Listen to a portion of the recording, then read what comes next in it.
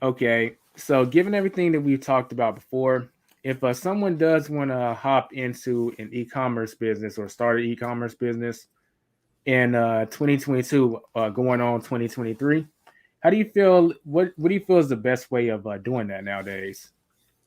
I would say the best way of doing that, and I'm about to give a big time bombshell because it's different than what most people hear. When you hear of drop shipping, most people think of like selling somebody else's stuff, but there is a way to do real drop shipping where you actually have a supplier that is a real supplier that has real stuff, and they will send one product to your customer. And you want to find it that way because it's real. And then I would suggest doing a Shopify because you're building your brand first. You're building the authority. You can have higher margins. You can sell something that is from that's typically $5. Let's say you can sell it for upwards of 20, 25, or even more. So your margins are huge. But over time, so I want to give that's a short term, is like drop shipping.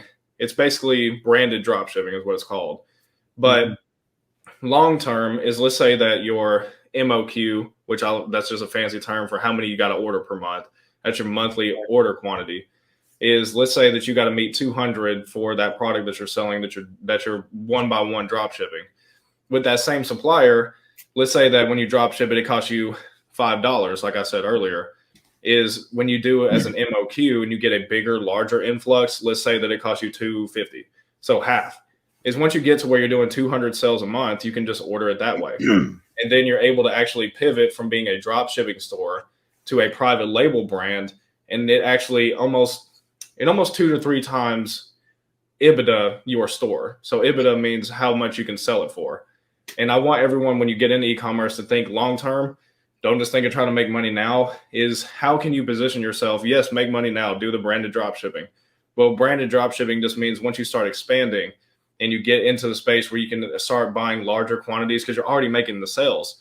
Instead of buying these large quantities and holding it and hoping, you're already making the sales. You're making 200 sales a month in this product. You buy 200. Now it's private label because it's your brand, your products. You have physical products on hand. And if anyone wants to buy the store, you say, yes, I have all this inventory. This is mine. This is my brand. Then you look much better than I'm a dropshipping store. And based off of what I've seen sell or stores sell for, is it really does 2 to 3 times the amount you can get. So let's say that you were making, let's say that you could sell your store for 100,000, you'd be more likely to sell it for closer to 300,000 if you do it that way. And that's similar to how even one of our friends, she sold her store for like higher, close to 7 figures, but doing it this method. Mhm. So I have a friend who he makes almost $10 million a year doing branded drop shipping, and he sold 3 stores this way. And this is the way for you to get in. It's legitimate. No one's going to kick you off a platform because it is yours. It is not somebody else's. And it helps you get sales quickly without having to hold a lot of inventory or hold any inventory. And then once you get to scale, then you can start buying inventory to look to actually sell your store long term to get a bigger influx of cash.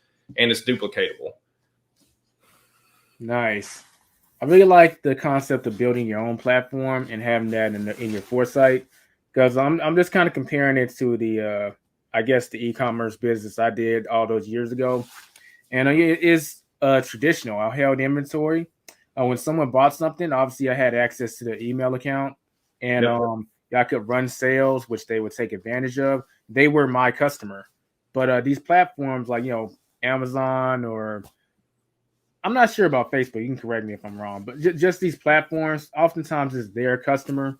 It's not your customer. And if you, for whatever reason, are no longer on that platform, all your customers are gone in an instance unless you make concentrated efforts to collect their email addresses or phone numbers or whatever it may be, some means of keeping in contact. Because if you don't have that form of contact, that's not your customer. That's the platform's customer. Yeah. With that, you'll see people, if you buy something off of Amazon, but they'll have like a QR code inside of the box. It's like, scan here and leave us a review. And then when you scan it, they'll be leave your name, email, and then your review. Technically, according to Amazon's terms and conditions, that's off limits. So I if was about to Amazon say that's found out that you're doing that, exactly. So if they found out you're doing that, then you just get kicked off. So Facebook is not that way. Facebook is very wide open. There's Facebook Marketplace and there's also Facebook Shops. Shops is more if you have an LLC already. So there's many ways, especially when we talk about building an ecosystem, is start with your own brand, Shopify, but then I would add Facebook next, because you're going to be able to capitalize on their people. And because you have an LLC, if you have an LLC, you have Facebook shops, which keeps up with all the analytics of your people coming in, and it helps you even build a email list there. So I think that the power of Facebook, there's more because there's social media that's attached to it. You can sit there and have a Facebook group for your products. Facebook page, I apologize, Facebook page is, you can have your stuff there, have your shop there, have your brand being built there, have your Shopify as a authority piece. And then once you're getting more to scale, then you use Amazon, because that really is just like pouring gas on a fire instead of starting on Amazon. Because you, like you said, is if you go get 100 sales there, you cannot control it. That's not your customers. You don't have an email list. You have no way of contacting them. But with Shopify and Facebook, if you know how to do it, there is ways for you to be able to keep them as customers, run sales specifically to them. Facebook is their own platform, so they love when you do, if you ever do get into ads, they love when you keep them on the platform. So if you're pushing them back to a Facebook shop instead of to a Shopify, it actually generates more sales at a much lower cost per acquisition. Sup everyone, y'all just watched a clip from one of the episodes of the Side Hustler Society podcast. If you want to check out the full episode, you can click on the link in the description right now, or click on the video that's showing in the end screen. Don't forget to subscribe if you're new, and hit that bell notification if you want to be notified when another episode drops, and a thumbs up on this video is very much appreciated. I'll catch you in the next one.